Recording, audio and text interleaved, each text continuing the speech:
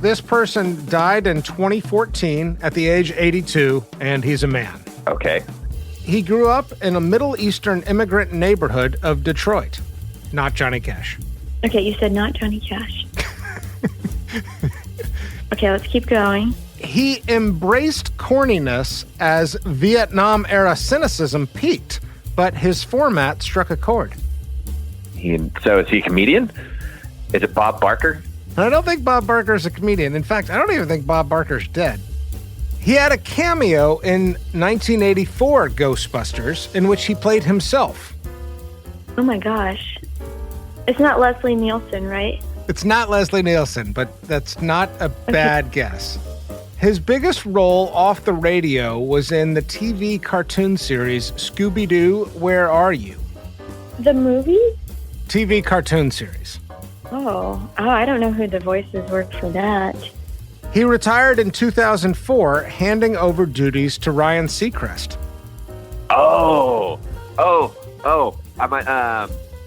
Casey Kasem?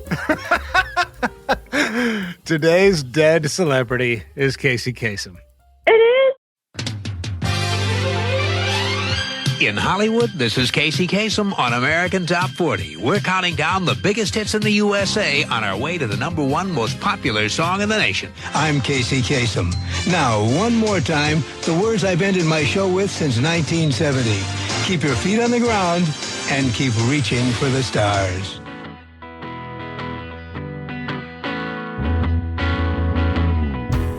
Welcome to Famous and Gravy. I'm Michael Osborne. My name is Amit Kapoor. And on this show, we go through a series of categories about multiple aspects of a famous person's life. We want to figure out the things in life that we would actually desire, and ultimately answer a big question: would I want that life? Today, Casey Kasem. Died 2014, age 82. First line of the obituary? Let's do it. Casey Kasem, a disc jockey who never claimed to love rock and roll, but who built a long and lucrative career from it, creating and hosting one of radio's most popular syndicated pop music shows, American Top 40, died on Sunday in a hospital in Gig Harbor, Washington. He was 82. It's interesting that that's the one thing that they chose to accentuate, that he didn't love rock and roll, but made his life around it. There was so much to his life. Yeah. That's a strange thing to pick, but you got to pick something. I guess I'm a little befuddled why they chose to accentuate that. I mean, I think it's sort of like he made his fortune and his fame in a industry that he was not necessarily enamored with. Do you feel like there's commentary by doing that, by making that choice to say he became successful as a result of rock and roll, even though he didn't love it?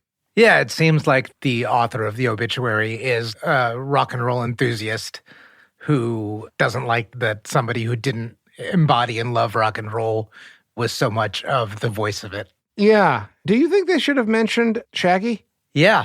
I mean, I had forgotten about that. It's coming from the bushes. Go see what it is, Scooby. Don't worry. I'm right behind you. That's headline stuff.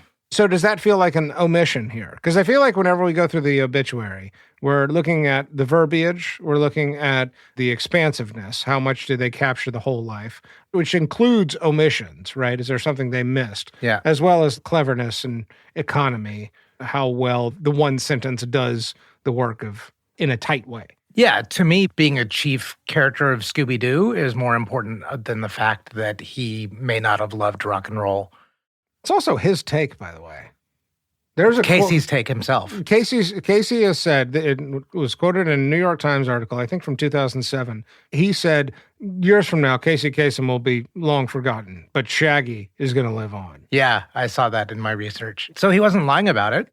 Yeah, I guess that's right. I think some of the other things that I read is that he enjoyed being the counter to rebellious rock and roll. Yeah. Like even if a hard rock song was on the top 40 or something with a very countercultural message, he enjoyed being the counterweight. So let's get back to the obituary here for a second. You know, long and lucrative career. They kind of hinted good fortune. That'll come up later. It's not a particularly clever obituary. Very line. low clever points. Yeah. It sounds like you're sort of skewing on the not as impressed with this obituary.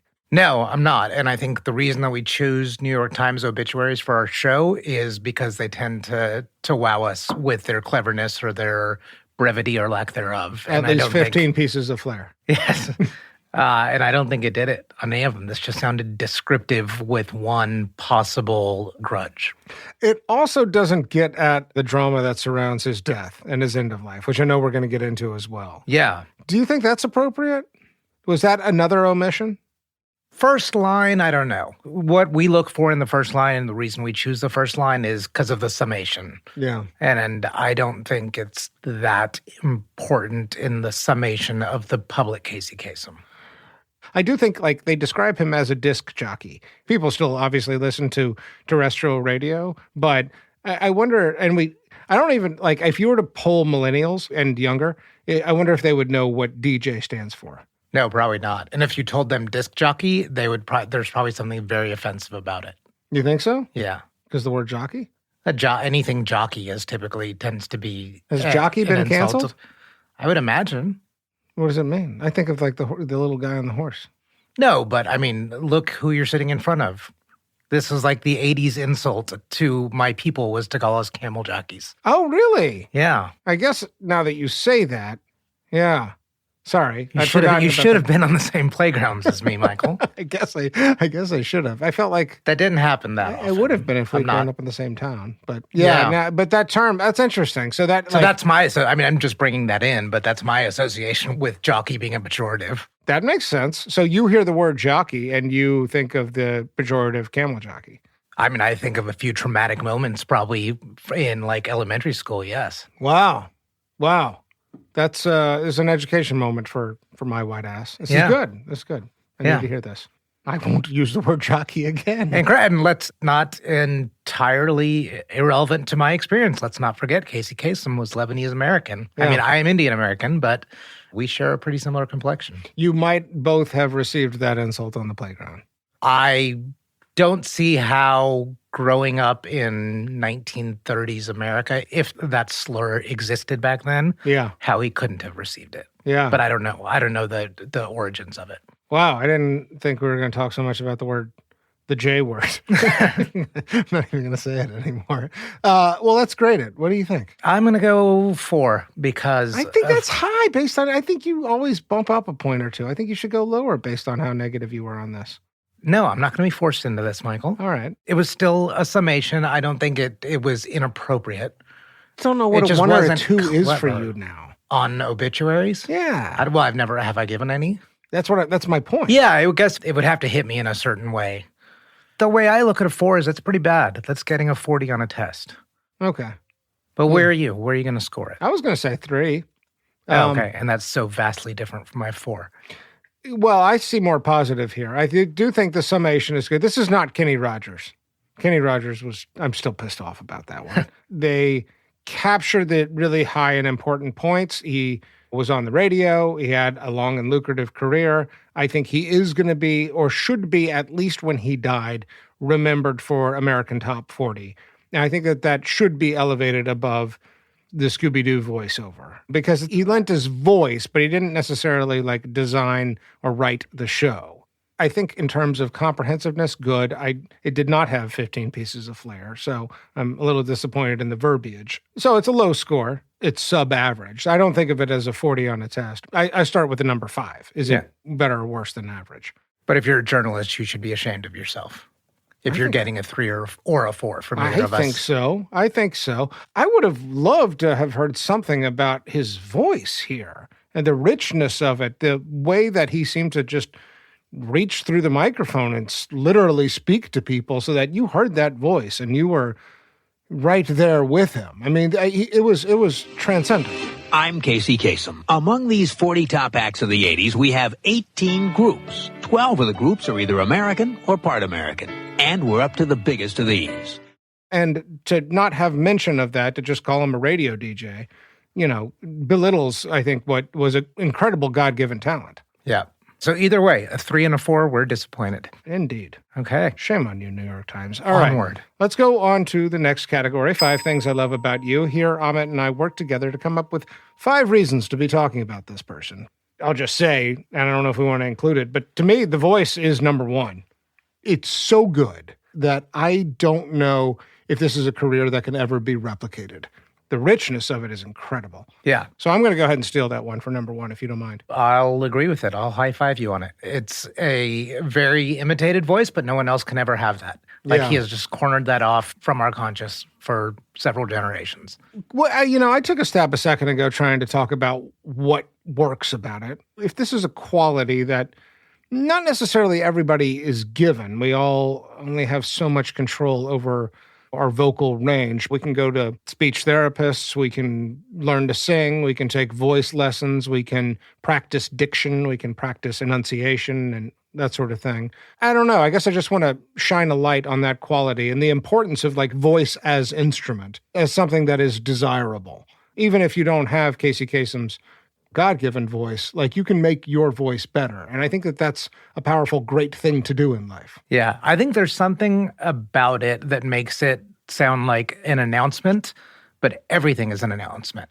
So certain people, if they're making announcements, be it they're broadcasting a game or presenting a speaker or whatever, they only have finite moments that they can really put emphasis behind something and make it sound like an important announcement. Yeah. He could make everything sound important just by the way he accentuated it. That sort of confidence, I think, was even soothing. Yeah. All right. Well, do you want to go on number 2? Yep. I will take, well, then we've been talking about it forever, but I can't let it go. Shaggy. Yeah. That's on my list. Yeah. I love Scooby-Doo. Yes. And it was a forgotten fact for me until I started researching for this episode. I think I knew it in the past, but it was a forgotten fact. Scooby-Doo is so great. It's such a great cartoon. I watch it with my kids now, and I haven't seen the movies or the reboots, but just a 30-minute mystery and unlikely friends and a van and a dog. And certainly, I think it was a clever cartoon in the way that you learn somewhere in adolescence that at least Shaggy and Scooby are probably high. That had some cultural cachet for me. Yeah. And he made Shaggy come to life. Yeah, and Shaggy was so the opposite of the Casey Kasem that was projected on the TV and radio shows. The persona, yeah, totally. Yeah. I watched a YouTube clip of him doing Shaggy behind the scenes, and he's animated. Casey Kasem is when he's doing it. I mean, he's sort of like, he's not standing still. He is yoinks and, doing he's really into it, which I think you have to do. You have to use your whole body if you're going to do that kind of voice work. But I love that number 2. I think it's a great one. Can I take 3? Sure. I'm going to say developed the countdown format. This is a little bit of a meta point. I think it relates to our show, but the sort of the gaming aspect of radio, like you're never going to guess who number 2 is this week. There's a suspense built into that show format that I think actually informs a lot of what we're listening to and listening for in audio today, whether it's terrestrial radio or podcasts. Yeah. So I think it's a great idea, but I also think it has probably had more cultural impact in terms of conditioning the listening audience for a certain thing than maybe we appreciate. Correct. Yeah, because we are in list culture. Totally. We are maybe past it a little bit. Like the peak of it may have been BuzzFeed type of era. Yeah. But everything's a list. Everything's a top 10, top 20, and not just on important things. He basically started all that. That's exactly my point. And I disagree that we're past list culture. We're past list culture. I think we may be past a certain kind of clickbait on the internet. I don't know if 5 things that will make you want to go to Hawaii will get the same kind of click that it might have a few years ago. Just because we're so numb to it. Yeah, right. Yeah. But that said, I do think that there is something about the human brain that wants things organized and ranked. And wants to be won, wants winners crowned. Right. Like the best or the most popular or the most successful song of the week. Yeah. So I guess I'm encompassing the idea for the show, but also its legacy in my number 3. You want to take 4? Yeah. 4, I'm going to go with activist. On a lot of things, on a lot of animal rights. He was a strict vegan, had some causes that were very dear to him around Middle Eastern politics. Yeah. and there were a few other things. Anti-nuke, I saw. Yeah, and he took big stands on it. Like, I think part of, and I may be mixing stories here, but part of, I think, the end of the Scooby-Doo years was that they were supposed to be in a Burger King commercial, and because he didn't want to promote meat consumption, he left it. Yeah. So, I mean, he took some pretty strong positions. We'll return to that in a moment. Okay. But it's not necessarily the specific positions he chose that you admire. It's that he took a stand and was actually a real activist. Yeah, as best I can tell, the realness of the activism and not just somebody that says they champion a cause. It's genuine. Yeah, and I'm removing myself from the causes. I'm not saying that those are my causes. I'm just saying the authenticity of it. Yeah, that's good. I've got an unusual number 5. Okay. His failed attempts to break into acting. I had a variation on that. He really tried to make it over and over into the movies. Some of the movies he's in the 60s are clearly like schlock movies. I heard somebody describe them as the movies that Troy McClure might appear in. I'm Troy McClure, star of such films as P is for Psycho and The President's Neck is Missing. Their titles include The Girls from Thunderstrip, The Glory Stompers, Scream Free, with an exclamation point, 2,000 Years Later, The Cycle Savages, and The Incredible Two-Headed Transplant.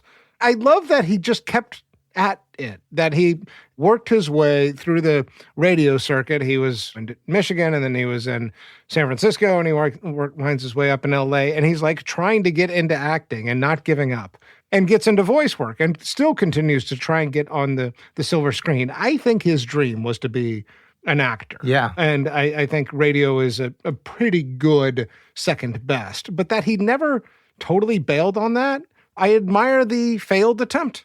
Yeah. Specifically, I like the horror movie. I think the Two-Headed Transplant is what I wrote down. Have you seen any of these? No.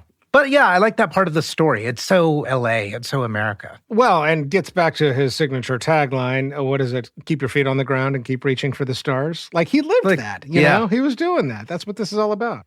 So do we have our 5? I think we have our 5. Okay. I imagine very little disagreement on that, Michael. Wonderful. All right. Well, let's move on. Category 3, Malkovich.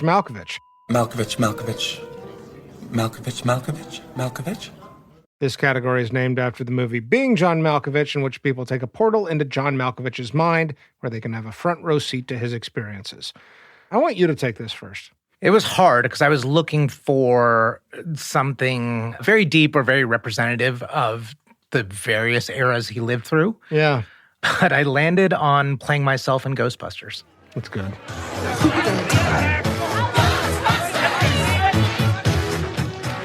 Still making headlines all across the country, the Ghostbusters are at it again. This time at the fashionable dance club, The Rose.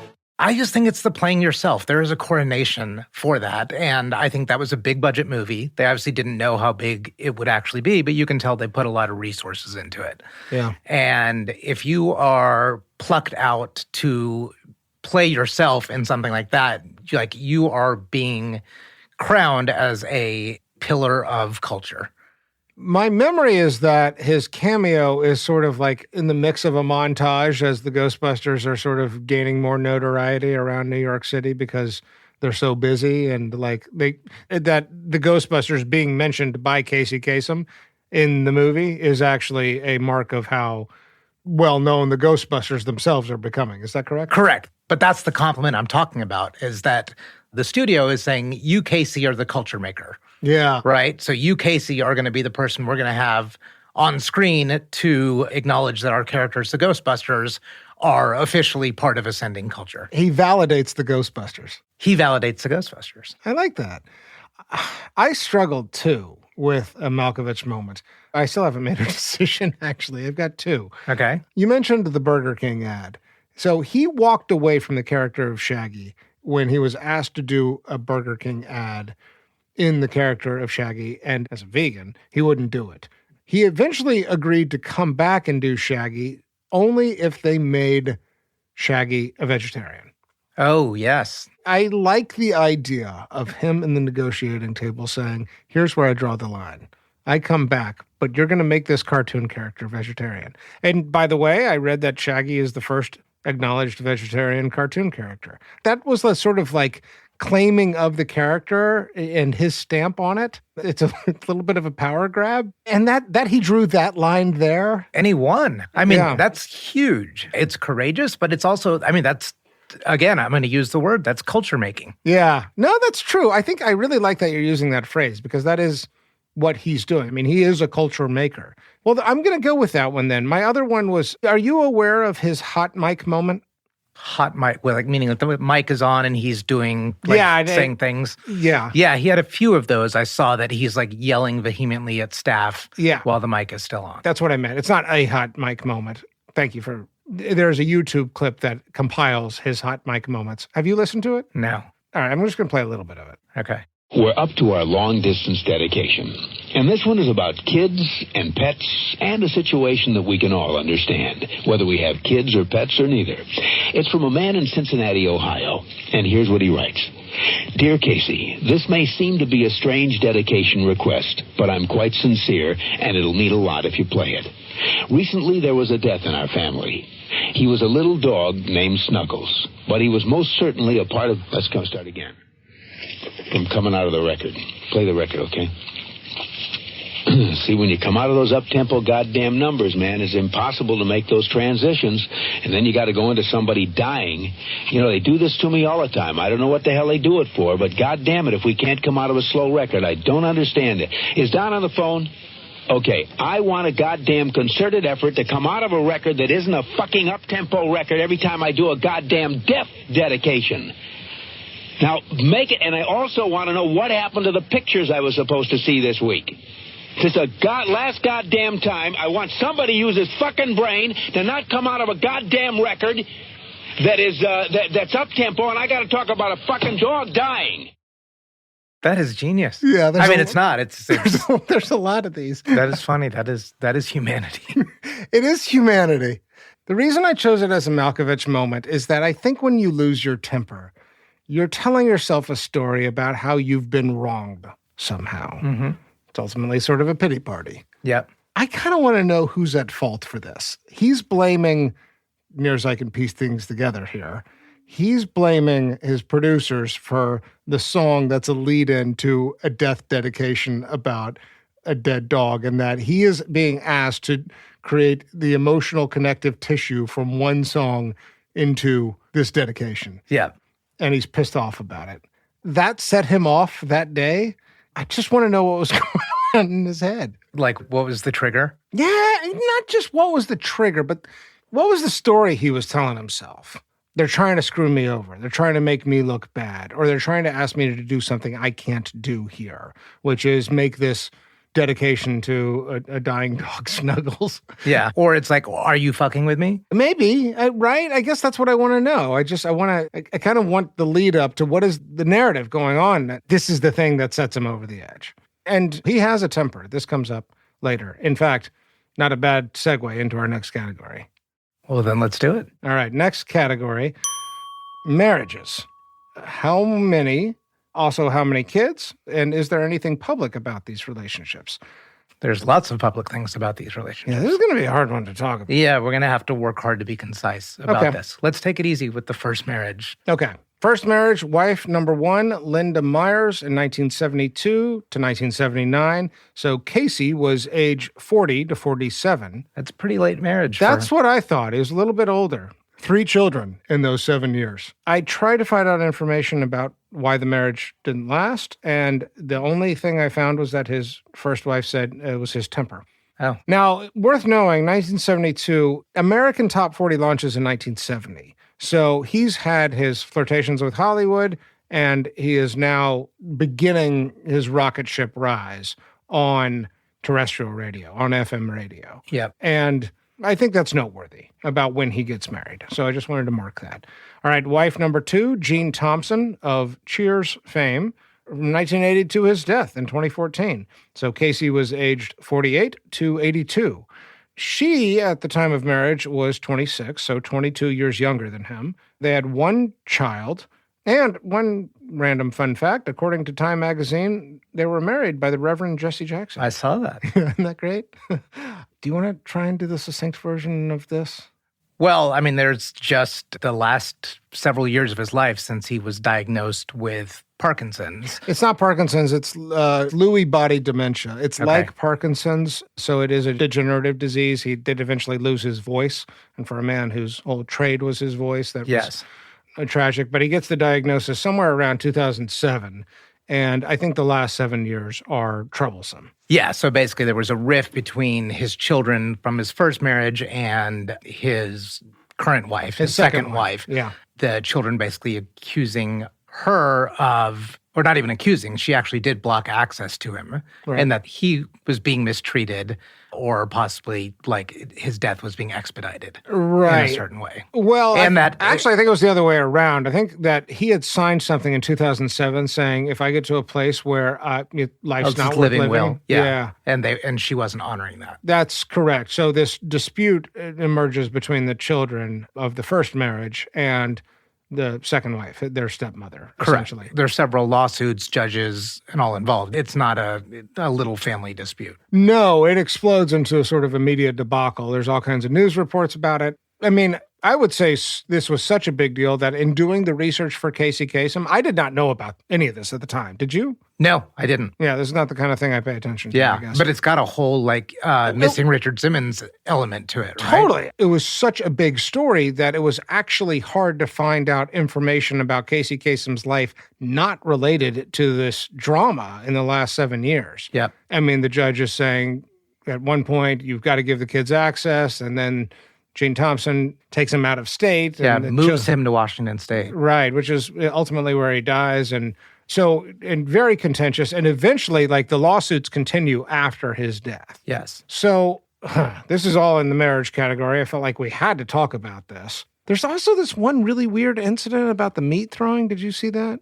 Meat throwing? No. Yeah. So Gene, the kids and one of Casey's brothers are, as he's dying, go outside to their house and are protesting, and they capture on a cell phone film Gene coming out, reciting biblical verses and throwing raw meat at the kids.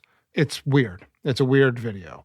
I think she was trying to be symbolic in throwing this meat, saying this is what you're after somehow, and this is how immoral it is, because that's her point of view on the children, that the children are trying to do something that they shouldn't, and the children's point of view is that the stepmother is, who knows? I don't know. You said we need to be succinct. I completely agree.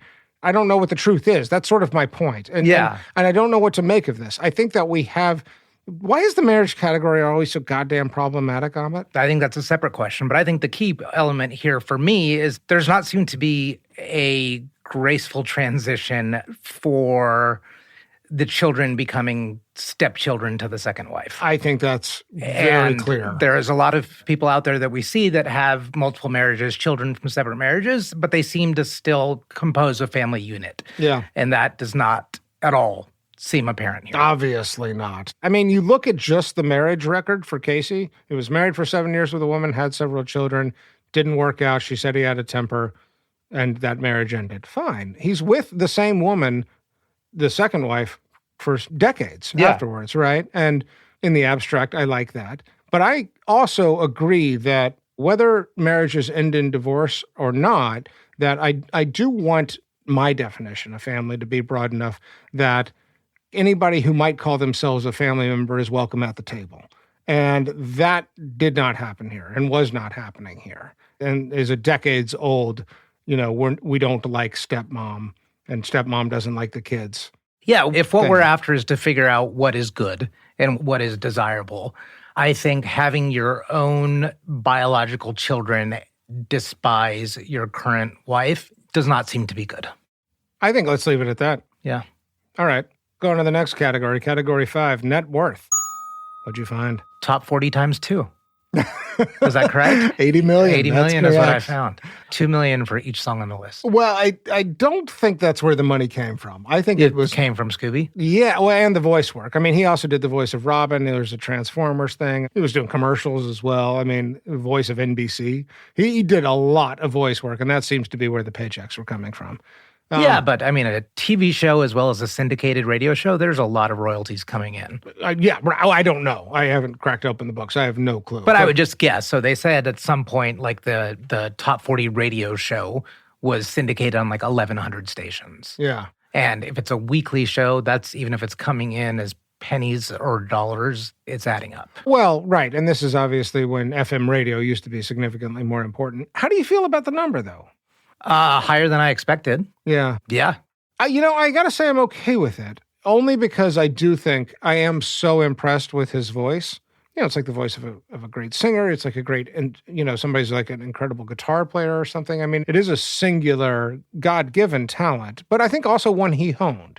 I think he paid attention to it and cared for it. Yeah, and it's a long career and a varied career. If you're going to look at both the host duties and the voice acting duties, two separate income streams that are both royalty producing. Yeah. And that lasted a long, long time.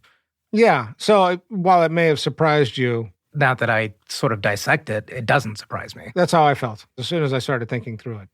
Okay, let's go on to the next category. Category 6, Simpsons, Saturday Night Live, Hollywood Walk of Fame. This category is a measure of how famous a person is. We include both guest appearances on SNL or The Simpsons as well as impersonations.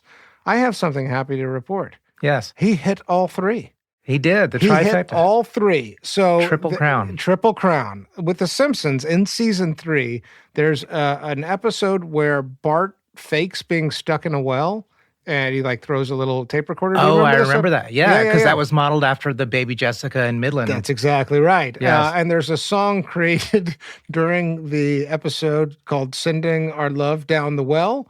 DJ Casey Kasem leads us off on this song and calls it out. I remember it very clearly now. Isn't that great? Yes. Saturday Night Live. I don't know if you remember the Dana Carvey impersonation. No, it's not fresh. It's excellent. I mean, I knew it's out there, but it's not. I don't remember it firsthand. Hello, I'm Casey Kasem.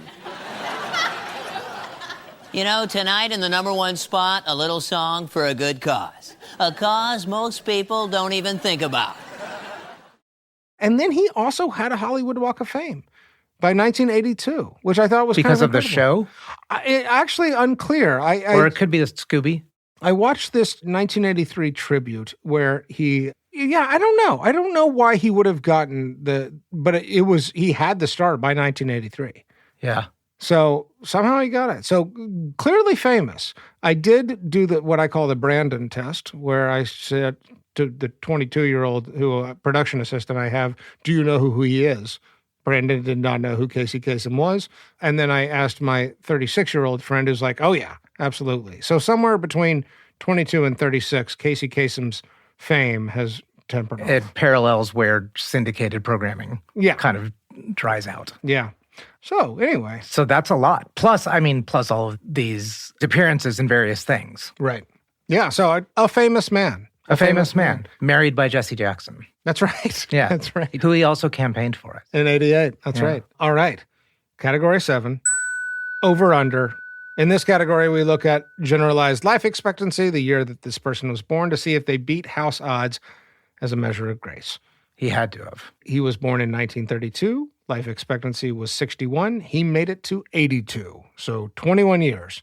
We have another winner for the over category. He's a Depression baby, too. Yeah. 1932? Yeah, he did well. Yeah. That's a good run. But, we talk about this category. One of the reasons we talk about it is, did they age gracefully? And I think he did or may have, but, he died of a terrible disease. Yeah. And those last 7 years of his life sounded awful. There's no question about it. So even though he beat the house odds, even without those last 7 years, it's a very rough ending. I think that's right. Let's pause for a word from our sponsor.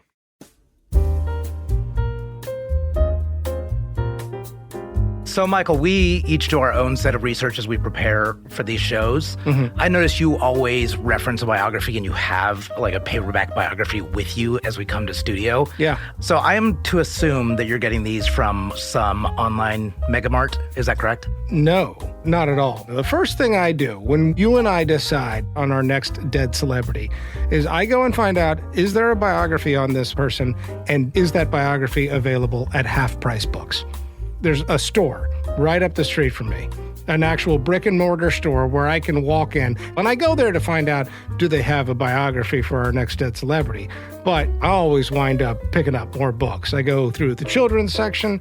I'm a sucker for a good page turner, so I go through the murder mystery section. They also have rare collections. They have signed stuff.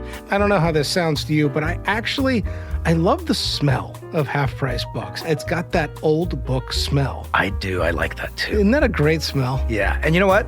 Half Price Books is currently celebrating 50 years of buying and selling books, movies, and music. There are more than 120 stores, and you can find out more about Half Price Books at hpb.com.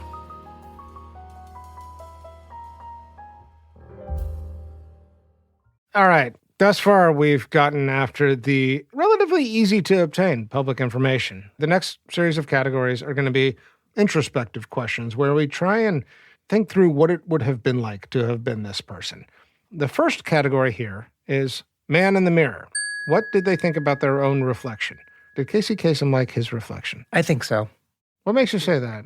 Just his gait. I think the way he stood, he dressed very plainly, very square, but I think he actually liked that. And I also don't think you can get that type of voice projection unless you have a certain amount of confidence and self-respect. I agree. I went with yes, he liked it. I think that's part of the reason he kept trying to act, is that he felt like he belonged on the silver screen. Yeah. Every picture I saw of him smiling, it's always an open mouth smile. There's never teeth together. That looked very deliberate. Does that signal anything?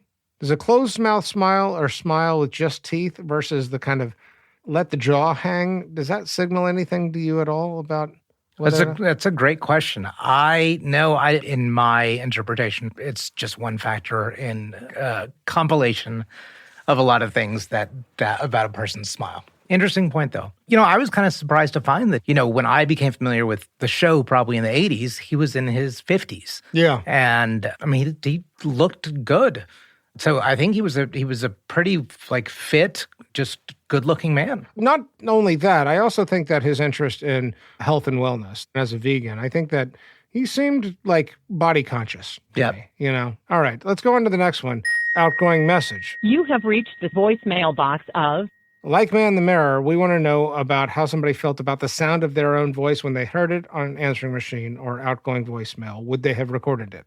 I'm going two-part question. Absolutely loved his own voice, but his voice was his entire thing. Right. So if he's given the choice of the default message of you have reached 555, et cetera, he'll just go with the default greeting because his voice is too valuable.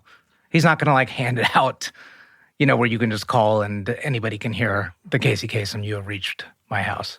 I have a surprise for you. Okay. And I mentioned earlier, I found this 1983 profile that somebody had done of Casey Kasem. I'm just going to play you this one clip. When you hear your own voice now, do you like it?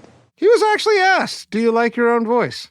And he said, if I played for you what I sounded like on the radio as a disc jockey when I was the #1 disc jockey in Detroit, you would never think that I had a career in radio.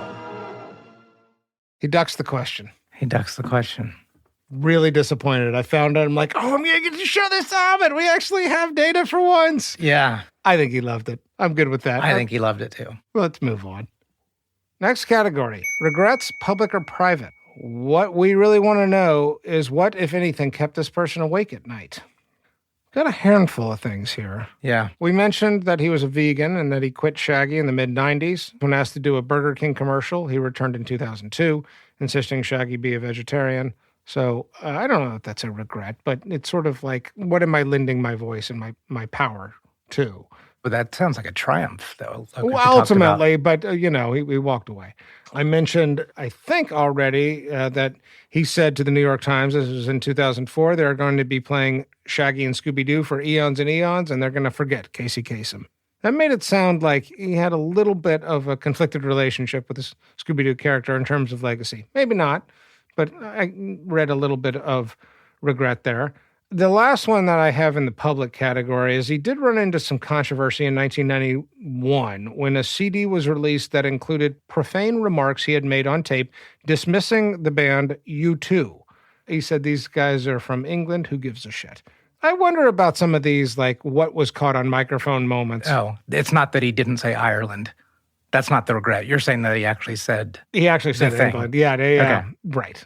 That's all I got. In terms of public, I do think the private thing is more speculative, but also probably more important. I wonder if he didn't regret not figuring out a way to make peace between his second wife and his first 3 children. Yeah, we don't know how much of that he was in shape for, right? Well, but that's long brewing stuff. Yeah, I mean, that is true. He that goes back to 1980, and if he takes a new wife when the kids are still itty bitty, which they are, grows up and has a relationship with them, I have to imagine that he had wanted peace and acceptance. So also, I think he walked away from his own show that he created. Yeah. Right, with a contract dispute, the Top 40 show, and returned to it 10 years later.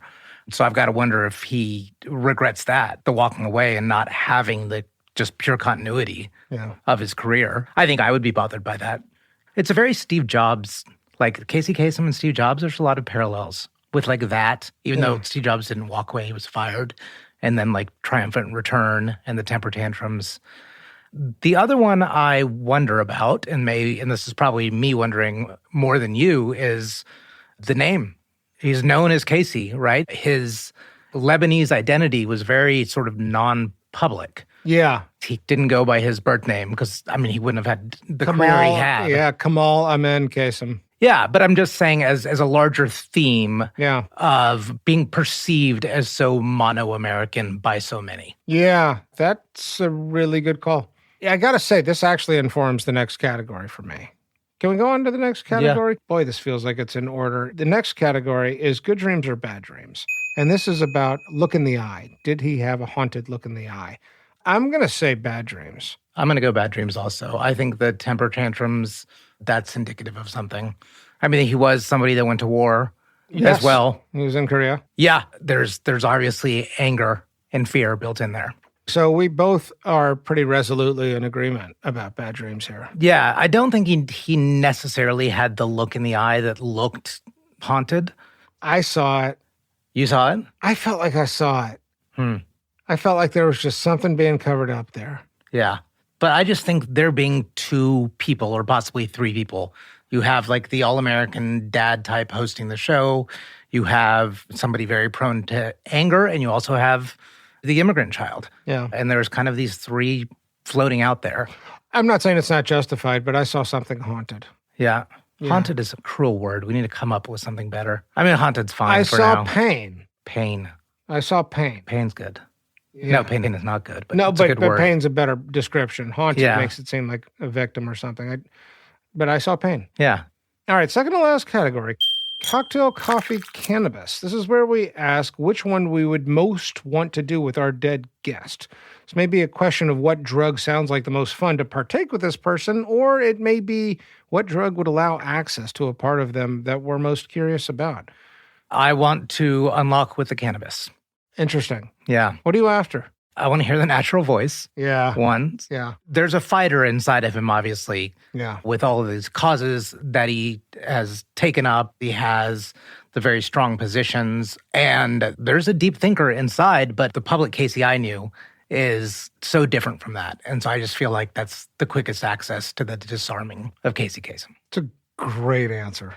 I went cocktail because I really think that if you catch this guy in a good mood, he would entertain the hell out of you. That is true. I think it's interesting because he is a culture maker, but he's not necessarily in the center of culture in terms of has good stories. He may or may not. He certainly had plenty of trivial information, which he used to introduce different segments. But I just feel like there's probably some good stories in there and that you just get him on a roll and he probably knows how to make you laugh, knows how to captivate your attention and hold it and keep it. I just think it would be fun to get him in a good mood and hang out with that good mood. And I think that the best way to do that is through a nice stiff drink. Okay. Let's compare notes afterwards, after we each have our sessions with Casey. That sounds good. I think we're there. We're at the Vanderbeek, named after James Vanderbeek, who famously said in Varsity Blues, "I don't want your life." Based on everything we've talked about, Amit, the big question is, do you want this life? I'm going with no. I think the career is fantastic, historically important, trend-setting. I think he was a man of principle.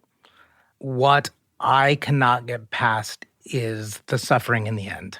Amen. It's really, really hard to think about that much suffering and that much intra-family strife. But also, I mean, to just die of a degenerative disease alone and to suffer for 7 years, I don't want it. Yeah. I don't want it, no matter how good things were that preceded it. I can't have those last 7 years. I mean, I have a strong lean in that direction. I basically have the same answer. Let me talk it out a little bit more, just to unpack a couple of things.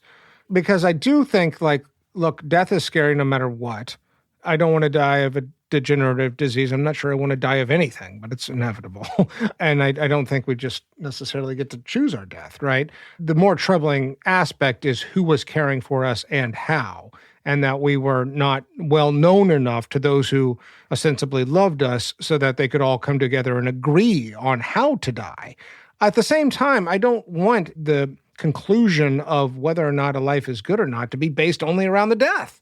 You know, I heard the other day somebody say, apparently there's an old Charlie Brown cartoon where Charlie Brown and Snoopy are talking, and Charlie Brown says something like, "You only live once." And Snoopy says, "No, that's not true. You only die once. You live every day." And I liked that. Yeah. And I liked that a lot because I do believe life is one day at a time. So I don't want to draw too many conclusions from the death alone. I definitely admire this type of fame and celebrity. I mean, to have a voice like that, like Casey Kasem's, is a sort of transcendent power. And to use it in a variety of ways. Like right? To exercise it where you can. And even though it never breaks through on the silver screen, that it does as a voice actor and in commercials, as well as just on the radio once a week. And you're creating experiences for people through voice. That's great. That's great. So it's not necessarily the death. It's more the relationships, that his children and his second wife couldn't come to an agreement about him signals to me a deeper alienation that I don't want. I'm with you on the no, but for a slightly different reason, because I think I don't want it because I need more evidence of relational wealth. Yeah, proper closure. Yeah. I mean, the older I get, family dynamics are always weird, and siblings can bicker at each other, and second wives can hate first children or whatever. I get that family's always complicated, but I want to live a life where when things really come to matter, everybody's able to look past that. And I think everybody was trying to here, for what it's worth, but that he could not communicate to them what everybody needed to do is a limitation that scares me more than the death itself. It's more about how he lived one day at a time. Does that make sense? Yep. Yeah. So we're both no. And we're both no. So to close us out, Amit, you're Casey Kasem. You've died. You're meeting St. Peter at the pearly gates. St. Peter is a stand-in. You have your opportunity to make your pitch. The floor is yours. Everyone is given a voice when they're born. Definitely not everyone uses it equally. And when we talk about a voice, we're talking about two things. We're talking about specifically the words that come out of our mouth and the sounds that we make, but we're also talking about a voice, meaning what we stand for as an individual. And I mastered both. I used my natural voice in a way to create excitement, comfort, new categories of programming, togetherness, storytelling, dedicating, essentially feel good. I made culture, and not just on my music radio show, but even in cartoons that were seen by millions, kids and adults. And then there's the other type of voice of what do you stand for? And no one can look at me now and accuse me of not standing for something. I walked away from things, very lucrative things, because I will not and did not compromise on my beliefs. And so if there is one thing that I have left to the world, it's an example of how to use your voice. Let me in.